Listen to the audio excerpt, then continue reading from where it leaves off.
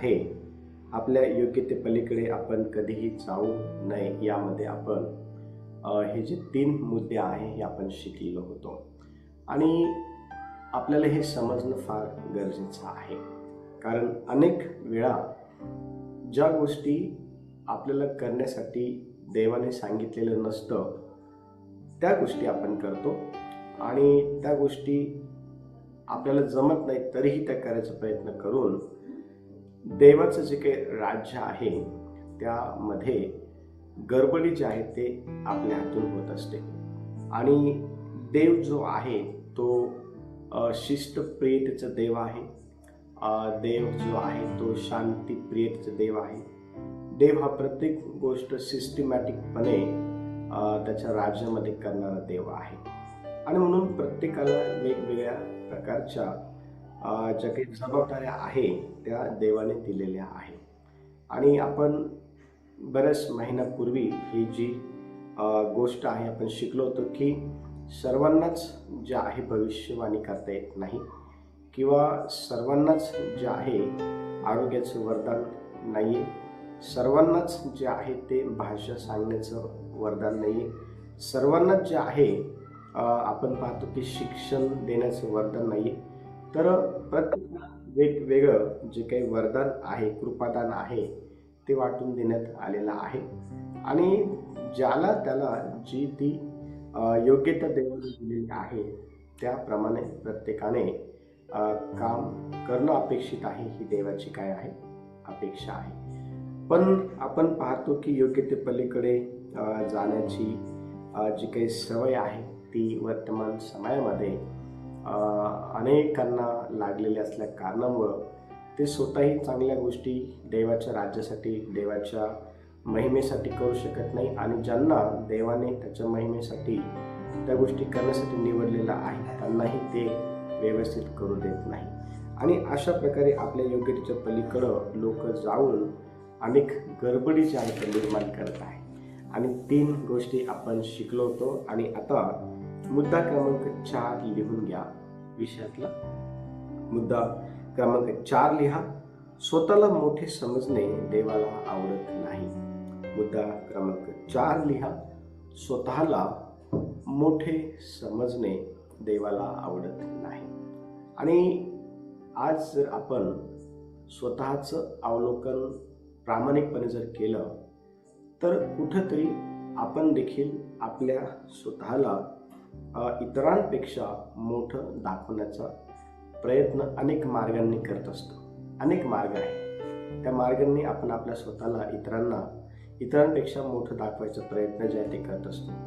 पण खऱ्या अर्थाने ज्या वेळेला आपण आपल्या स्वतःला इतरांपेक्षा वेगवेगळ्या मार्गातून मोठं दाखवण्याचा प्रयत्न करत असतो त्यावेळेला आपलं ते मोठं दाखवणं देवाला मुळीच जे आहे ते आवडत नाही, हे आपल्याला समजणं फार गरजेचं आहे. आणि काही अंशी आपल्याला हे समजत देखील नाही.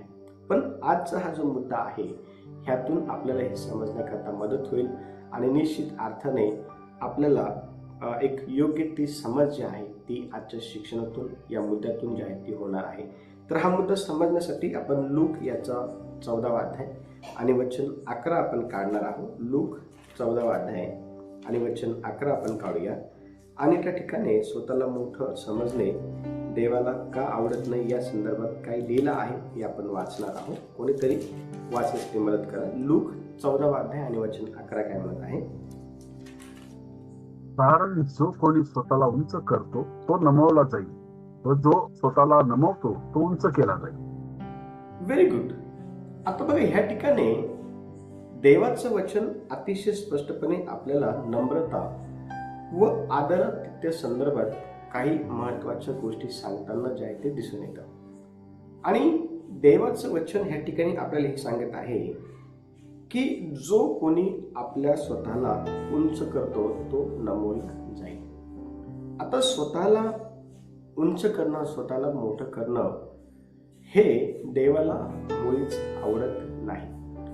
आणि आपण पाहतो की वेगवेगळ्या मार्गाच्या साहाय्याने आपण आपल्या स्वतःला इतरांपेक्षा उंच जे आहे दाखवण्याचा प्रयत्न करत असतो. आता वेगवेगळे मार्ग आहेत, ते सर्व आपण मार्ग पाहणार नाही, परंतु एक मार्ग या ठिकाणी आपण हा मुद्दा समजण्याकरता बघणार आहोत. वचन सांगतं की जो व्यक्ती स्वतःला नमवतो तो उंच केला जाईल. देवाला कोणते लोक आवडतात? तर जे नेहमी स्वतःला नमवतात, जे नेहमी स्वतःला नम्र करतात, असे जे लोक आहेत ते देवाला आवडतात. परंतु आज असे स्वतःला नमवणारे लोक वर्तमान समयामध्ये आपल्याला पाहायला भेटत नाही.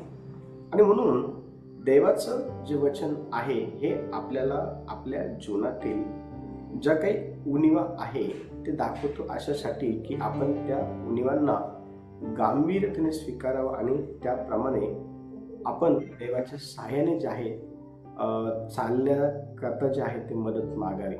आणि मग वचन सांगतं ह्या ठिकाणी की स्वतःला मोठं समजणं हे देवाला आवडत नाही.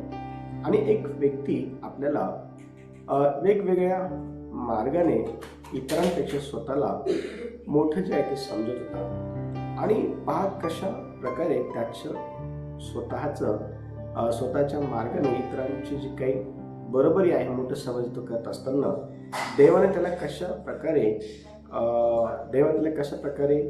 आपण पाहतो की दुर्लक्षित केलं, किंवा कशा प्रकारे देवाने त्याला त्या ठिकाणी नमवलं हे आपल्याला पाहायला भेटतं. कोणीतरी लूक 18 अध्याय आणि 9 ते 14 वचन वाचण्यास मदत करा. लूक 18 अध्याय आणि 9 ते 14 या ठिकाणी पहा, एक व्यक्ती आहे जो स्वतःला मोठं करत आहे, उंच करत आहे, आणि त्याचं उंच करणं, त्याचं स्वतःला मोठं करणं हे देवाला आवडलं नाही.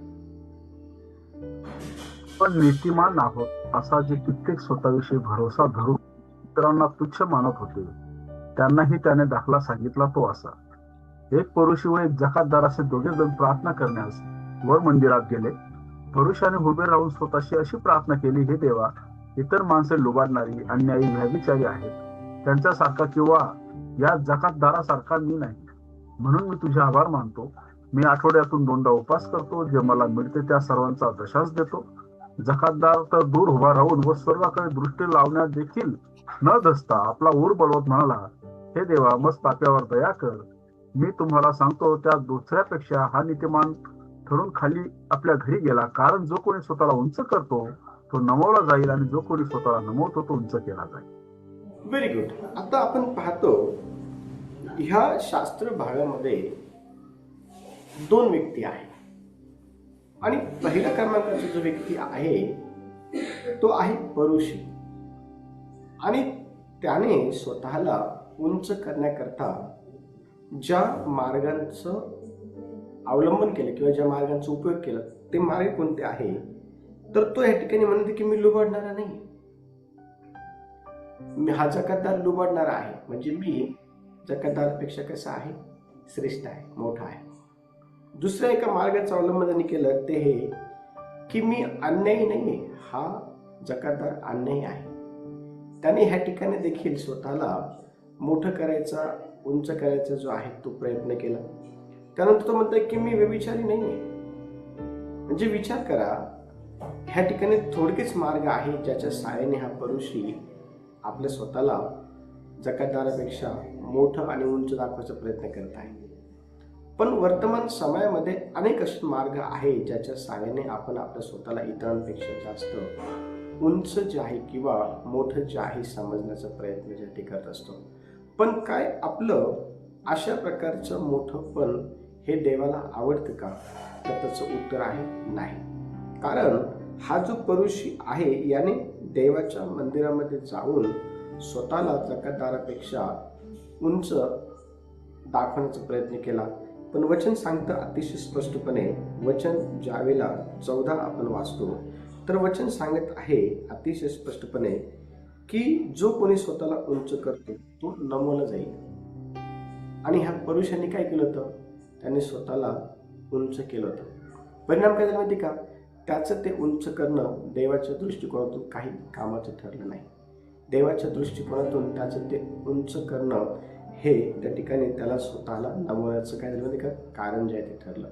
परंतु जो जकातदार आहे त्याच्याबद्दल अतिशय स्पष्टपणे सांगितलेलं आहे की तो वर आकाशाकडे देखील बघण्यासाठी, स्वर्गाकडे देखील बघण्यासाठी त्याने तो धजला नाही, त्याने आपली दृष्टी देखील लावली नाही आणि फक्त एकच प्रार्थना त्याने केली.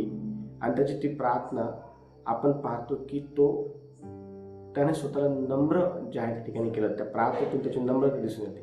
तो म्हटलं की मग पाप्यावर काय कर, दया कर. बघा, देवाच्या सानिध्यामध्ये ज्या वेळेला तो आला तर त्यावेळेला त्याने आपल्या स्वतःला देवाच्या सानिध्यामध्ये नम्र जे आहे ते केलं होतं आणि त्याची ती नम्रता खऱ्या अर्थाने देवाला आवडली. त्याची ती प्रार्थना नम्रतेची भरलेली देवाला काय झालं की ती आवडली. आणि बघा परिणाम काय झाला, तो पण व्यक्ती घरी निघून गेला आणि वचन सांगतं की त्याने स्वतःला नमवलं असल्या कारणामुळं त्याची नम्रता ही देवाला आवडली आणि देवाने त्याला उंच केलं. आता या शास्त्र भागातून आपण काय पाहतो की आपण स्वतःला कधीही जे आहे इतरांपेक्षा मोठं कोणत्याही मार्गाने जे आहे ते समजण्याचा जो काही प्रयत्न आहे तो आपण करू नये किंवा आपण स्वतःला मोठं दाखवण्याचा प्रयत्न जो आहे आपण करू नये. कारण अशा प्रकारे आपली असलेली वागणूक ही देवाला मुळीच आवडत नाही आणि आपलं मोठंपण हे देव कधी नम्रपणे बदलून टाकेल हे सांगता येणार नाही, केव्हा आपल्याला नमवण्यात बदलून टाकेल हे आपल्याला सांगता येणार नाही. आणि म्हणून आपण अतिशय प्रामाणिकपणे स्वतःला नेहमी देवाच्या अधीनतेत, नम्रतेत ठेवून जे आहे जीवन जगणं फार गरजेचं आहे. मुद्दा क्रमांक 5 पहा, देवाने दिलेल्या कामात विश्वासू राहणेच योग्य आहे. मुद्दा क्रमांक 5, देवाने दिलेल्या कामात विश्वासू राहणेच योग्य आहे. आता जी काही जबाबदारी देवाने दिलेली आहे, जी पण जबाबदारी आहे जी देवाने दिलेली आहे, त्या प्रत्येक जबाबदारी मधून देव काय पाहू इच्छितो तर आपला विश्वासूपणा. आणि आज वर्तमान समयामध्ये अनेकांनी हा जो विश्वासूपणा आहे देवा संदर्भातला तो गमावून बसलेले आहे. देव आपल्याकडनं काय अपेक्षा करतो की आपण प्रत्येक कामामध्ये जे आहे विश्वासू म्हणून देवाच्या दृष्टिकोनात राहायला पाहिजे. वचन पहा काय म्हणते, मत्तेचं पुस्तक 25वा अध्याय आणि वचन 21 पहा काय म्हणते. मत्ते 25वा अध्याय आणि वचन 21. त्याला त्याच्या धनाने म्हटले, शाब्बास भल्या व विश्वास असा, तू थोडक्या गोष्टीत विश्वासू राहिलास, मी तुझी पुष्कळांवर नेमणूक करीन, तू आपल्या धनाचा आनंदात सहभागी हो. Very good. शाबास भल्या व विश्वास. अतिशय स्पष्टपणे या ठिकाणी आपल्याला पाहायला भेटतं की एक दास आहे ज्याला शाबासकी मिळालेली आहे. एक दास आहे ज्याला ह्या ठिकाणी आपण पाहतो की जे काही उंचपण आहे, मोठंपण आहे ते मिळालेलं आहे. आणि ते का मिळालेलं आहे, कारण जी जबाबदारी त्याला देण्यात आलेली होती त्यामध्ये तो जबाबदारी देणाऱ्या संदर्भात विश्वासू येथे राहिला होता. त्याच्या विश्वासूपणामुळेच आपण पाहतो की खऱ्या अर्थाने त्या ठिकाणी त्याला जी काही शाबासकी आहे ती मिळाली होती. आणि देव आपल्याकडनं ह्या वर्तमान समाजात कोणत्या प्रकारची अपेक्षा करत आहे तर ती आहे विश्वासू राहण्यासंदर्भाची. पवित्र शास्त्रामध्ये एक व्यक्ती जो अतिशय थोडक्या गोष्टींमध्ये विश्वासू राहिला आणि त्याला त्याचं जे काही प्रतिफळ आहे, त्याला त्याचा जो काही मोबदला आहे विश्वासू राहण्यासंदर्भाचा तो देवाने दिला. बघा वचन काय सांगत आहे. लूक याचा 19वा अध्याय आणि वचन 17 पहा काय म्हणत आहे. लूक 19वा अध्याय आणि वचन 17 मध्ये,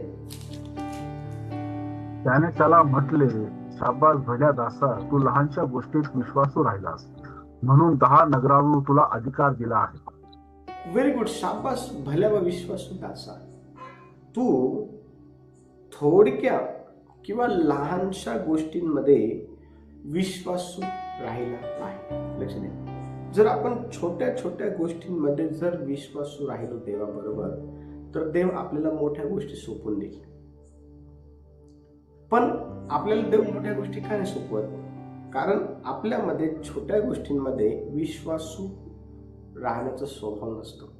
ह्या ठिकाणी हा जो व्यक्ती आहे, ह्या व्यक्तीला 10 नगराचा जो काही अधिकार आहे तो देण्यात आलेला होता. आणि हा अधिकार त्याच्याकडे देण्या अगोदर त्याला एक छोटासा जो काही भाग आहे तो देण्यात आला होता. त्याच्यामध्ये त्याला विश्वासू राहायचं होतं आणि त्याने त्या ठिकाणी त्याचा विश्वासूपणा जो आहे तो दाखवला. लक्ष द्या, जर देवासोबत चालत असताना आपण जर देवाला विश्वासूपणा दाखवला, तर देव आपल्याला निश्चित अर्थाने उंच केल्याशिवाय राहणार नाही. देव आपल्याला मोठं केल्याशिवाय राहणार नाही. देव आपल्याला चांगल्या जबाबदाऱ्या दिल्याशिवाय राहणार नाही. पण देव अपेक्षित काय करतो आपल्याकडनं, की आपण थोड्या गोष्टींमध्ये विश्वासू जे आहे ते राहायला पाहिजे. थोड्या गोष्टींमध्ये आपण विश्वासू जे आहे ते राहायला पाहिजे.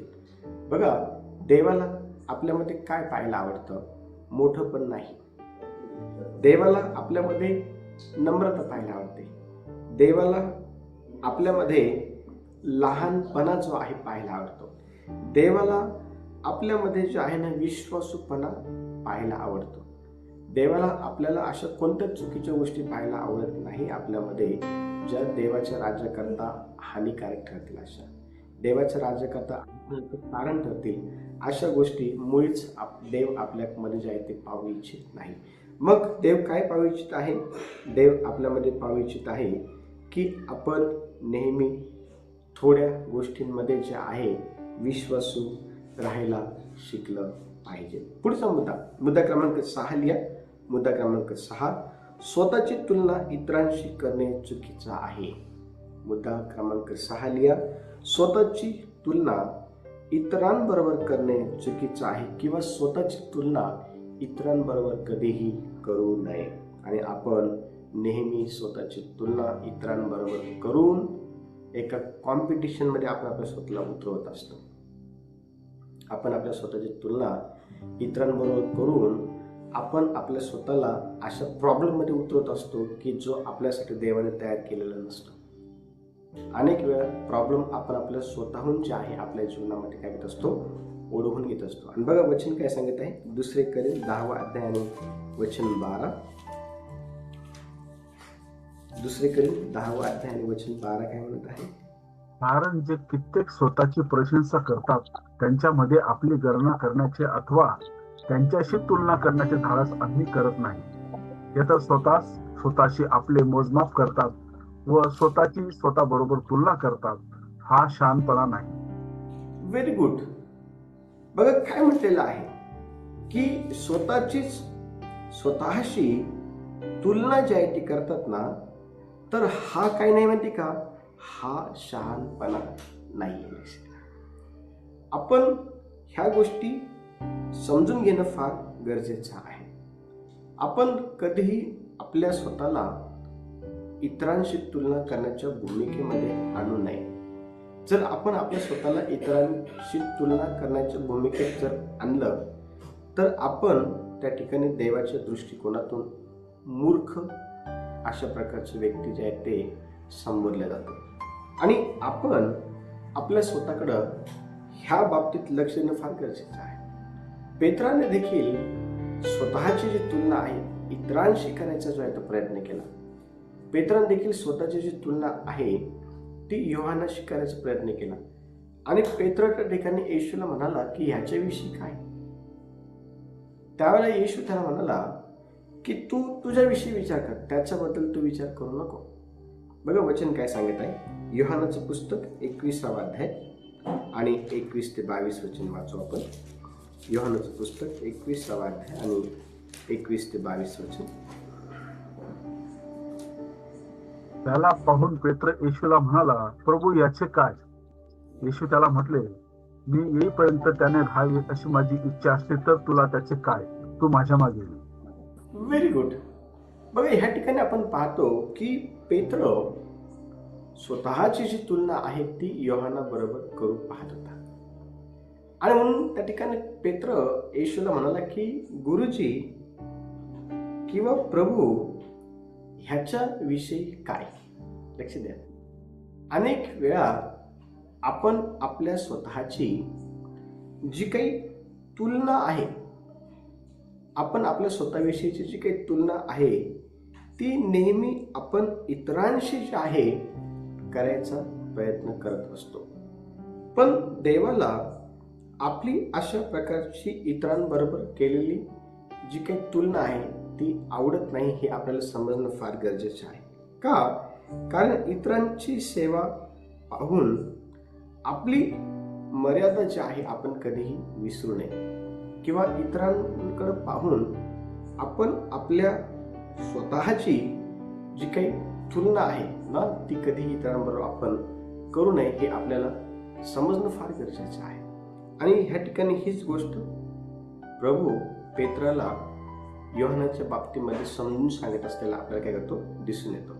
मग आपल्याला हे समजणं गरजेचं आहे की पण आपल्या स्वतःची जी तुलना आहे ती कधीही इतरांबरोबर करू नये. कारण देवाने प्रत्येकाला वेगवेगळं जे आहे ते निर्माण केलेलं आहे. प्रत्येकाला वेगवेगळं टॅलेंट दिलेलं आहे, वेगवेगळे गिफ्ट दिलेले आहे.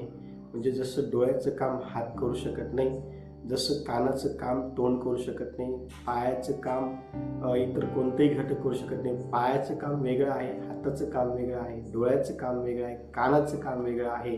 आणि म्हणून डोळ्याने कानाची तुलना करू नये, किंवा कानाने तोंडाची तुलना करू नये, किंवा हाताने नाकाची तुलना करू नये, किंवा नाकाने पायाची तुलना करू नये. तर सर्वजण आपापल्या जागेवरती अतिशय परफेक्ट जे आहे देवाने काय केलेलं आहे तयार करून ठेवलेले आहे. आणि म्हणून कधीही आपण एकमेकांशी आपली जी काही तुलना आहे ती करू नये. ज्या वेळेला आपण आपल्या स्वतःची तुलना एकमेकांशी करू लागतो त्यावेळेला आपण स्वतः करता आणि ज्या देवाने आपल्याला निवडलेला आहे त्या देवाच्या राज्याकरता अडखळाचं कारण जे आहे ते ठरत असतं. आणि म्हणून आपण आपलं काम केलं पाहिजे, समोरच्याला समोरचं काम करू द्या. नाकाचं काम आहे श्वास घेणं, त्याला श्वास घेणं. हात जर म्हटलं उद्या चालून मी श्वास घेईल आणि नाकाला म्हटलं तू माझं काम करायचं, तर मग त्या माणसाचं जिवंत कसं राहायचं. हात नाकाचं काम करू शकत नाही आणि नाक हाताचं काम करू शकत नाही, डोळा कानाचं काम करू शकत नाही आणि कान डोळ्याचं काम करू शकत नाही. आणि म्हणून हे सर्व महत्त्वाचे आहे. आणि सर्व जे आहे ना सर्वांनी आपापल्या परीने देवाचं काम विश्वासपणे करणं काय आहे गरजेचं आहे, हे आपल्याला समजणं फार गरजेचं आहे. आणि म्हणून आपण कधीही आपली जी तुलना आहे ती इतरांशी करू नये. मी त्याच्यापेक्षा चांगलं करू शकतो, चांगलं करू शकते, मी त्याच्यापेक्षा चांगलं, अशा प्रकारची तुलना ही देवाच्या दृष्टिकोनात मूर्खपणाची ठरते.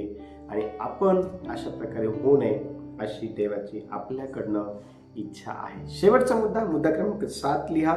देवाच्या वेळेची वाट पाहणे हे खरं शहाणपण आहे. मुद्दा क्रमांक 7 लिहा.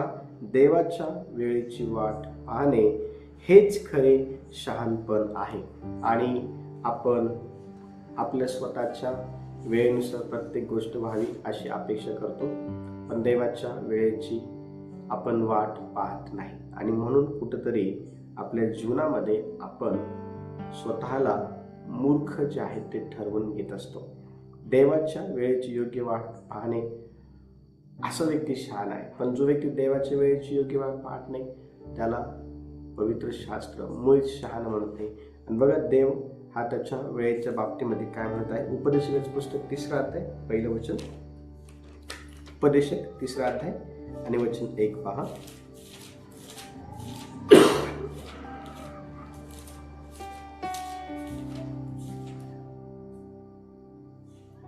सर्वांचा काही उचित काळ म्हणून असतो. भूतलावरील प्रत्येक कार्याला समय असतो. Very good. सर्व गोष्टींचा उचित काळ असतो, सर्व गोष्टींचा. आणि पुढे सांगितलेलं आहे भूतलावरील प्रत्येक कार्याला काय आहे समय असतो. आता सर्वांचा उचित काळ म्हणून काय आहे इथे जर तुम्ही जर वाचलं तर तुम्हाला अनेक काळ दिसतील. काही काळ आपण वाचणार आहोत. कोणीतरी वाचा, पुढे कंटिन्यू करायचं सुभाष. जन्म समय व मृत्यू समय, रोपण्याचा समय व रोपलेले उपटण्याचा समय असतो. येस, बघा, जन्माचा पण समय आहे आणि मृत्यूचा पण काय आहे, समय आहे. पुढे सांगितलं रोपण्याचा पण समय आहे आणि रोपलेले उपटण्याचा पण काय आहे, समय आहे.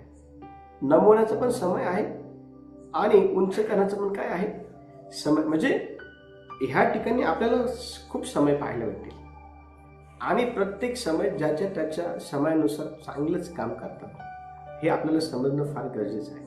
आणि म्हणून आपण देवाच्या वेळेची जी काही वाट आहे स्वतःला उंच करण्यासंदर्भातची ती आपण बघणं फार गरजेचं आहे.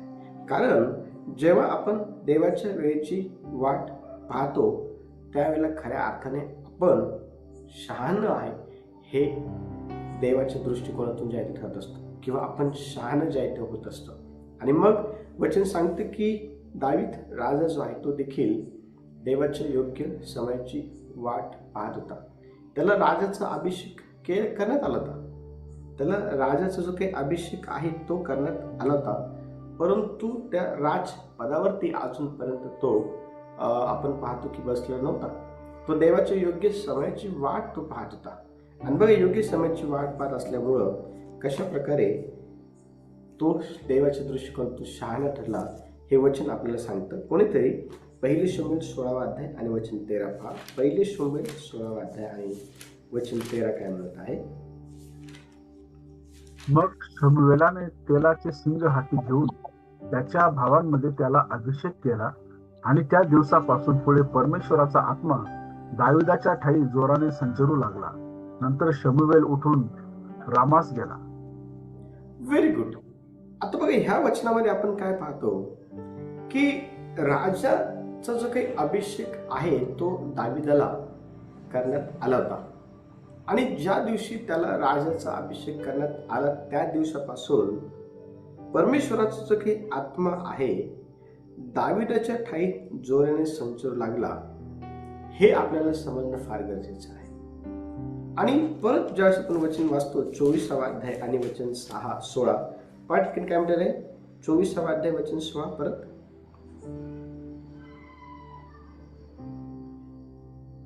दाविदाने शाऊलचे बोलणे संपल्यावर शाऊल म्हणाला, माझ्या पुत्रा दाविदा, ही तुझीच वाणी काय? आणि शाऊल गळा काढून रडू लागला. Very good. बघा, ह्या ठिकाणी आपण पाहतो की दावीद जो आहे तो शाऊला बरोबर ह्या ठिकाणी काय करत आहे, संभाषण करत आहे. शाऊल जो आहे तो दावीदवर काय करत आहे, संभाषण जे आहे ते करत आहे. आणि पहा, वचन सांगत आहे की 14 मध्ये इस्रायलचा राजा कोणाचा पाठलाग करण्यास निघाला आहे, कोणाच्या पाठीस आपला पाठलाग आपण लागला आहात, एका मेलेल्या कुत्र्याचे, एका पिसाळलेल्या कुत्र्याचे. म्हणजे ह्या ठिकाणी आपण काय पाहतो की दावीद जो आहे त्या राजपदावरती आपण पाहतो की जाण्याचा प्रयत्न जो आहे तो करत नाहीये. त्याला कोणीतरी तिथपर्यंत घेऊन जावं या प्रयत्नामध्ये तो आहे आणि त्यासाठी तो देवाच्या वेळेची जी काही वाट आहे ती तो पाहत आहे. आता अनेक वेळा होतं काय आपल्या बरोबर, आपण आपल्या मनाप्रमाणे त्या ठिकाणी पोहोचण्याचा प्रयत्न करतो ज्या ठिकाणी घेऊन जाण्याची ऑलरेडी देवाची इच्छा असते, पण त्याच्या वेळेनुसार. पण आपण देवाच्या वेळेनुसार त्या ठिकाणी जाण्याऐवजी आपण आपल्या स्वतःच्या वेळेनुसार त्या ठिकाणी जायचा प्रयत्न करतो आणि कुठंतरी ज्या वेळेला आपण असं करतो ती गोष्ट आपल्या जीवनाकरता जे आहे ना घातक ठरत असते. दाविदाने ह्या ठिकाणी कुठल्याही प्रकारे त्याचा अभिषेक झाला होता, राजपदाकरता अभिषेक झाला होता, पण ते जे राजपद आहे ते अजून त्याच्याकडे आलेलं नव्हतं. पण त्याने वाट बघितली. त्याने काय केलं होतं का, त्याने वाट बघितली आणि योग्य वेळी देव त्याला तिथपर्यंत जायचं घेऊन गेला. आणि म्हणून आपण हे समजणं फार गरजेचं आहे की आपल्या योग्यते पलीकडं आपण कधीही जाऊ नये. का? कारण देव हा सर्वतोपरी आपल्या जीवनामध्ये चांगल्या गोष्टी करण्यासाठीच आहे. नक्की वाईट गोष्टी करण्यासाठी. आणि म्हणून आपण आपलं स्वतःला नम्र केले पाहिजे. आपण आपल्या स्वतःला जास्तीत जास्त देवाच्या दृष्टिकोनातून शहाणपण होण्याच्या अनुषंगातून प्रामाणिकपणे जे आहे, विश्वासपणे जे आहे ते चालणं गरजेचं आहे, काम करणं गरजेचं आहे. बघा, निश्चित आपण देव उंच करल, देव आपली काळजी घेईल, देव आपल्याला सोडणार नाही, देव आपल्याला टाकणार नाही. देव जो आहे त्याच्याकडं योग्य समय आहे आणि त्या समयाला तो सर्व काही आपल्याकरता चांगलं करत असतो हे आपल्याला समजणं फार गरजेचं आहे. देव या वचनाच्या द्वारे सर्वांना आशीर्वादित करू. यावेळेला आपण आपले डोळे बंद